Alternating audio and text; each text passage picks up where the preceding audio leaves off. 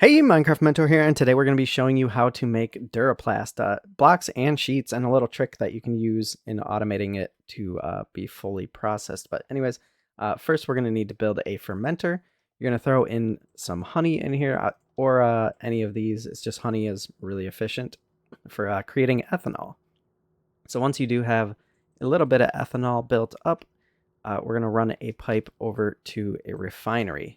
Now it's automatically going to pump it into here and you'll start building up. We're going to use a silver sheet in this particular refinery.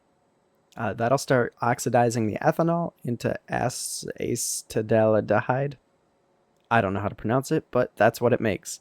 You get a little bit in here. You are going to need to build another refinery, and I should mention that if you do need to learn how to make any of these machines that we have here. There's tutorials specifically on each one that you can check out on the channel. But once you have enough of this going, we're just going to run a pipe into the side of another refinery. This refinery is going to start building up with that stuff off of that one. We're going to be introducing our creosote oil. So if you have a ton of creosote oil laying around and you don't need any treated logs, this might be a great way to get rid of it.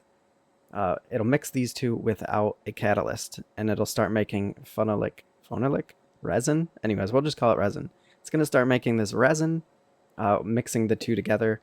Finally, we're going to run it over to a bottling machine. Now, this might seem like it's a little bit more than a bottling machine because I wanted to make a loop here to show you guys a way that you could automate this, because when you put a mold in here, it goes through and then it just comes out the other side and it never comes back. So I wanted to automate it somewhat. So we're going to need our metal press mold, and then you're going to need your metal press mold packing ×2. So if we just throw this one over on the belt, it's going to go through.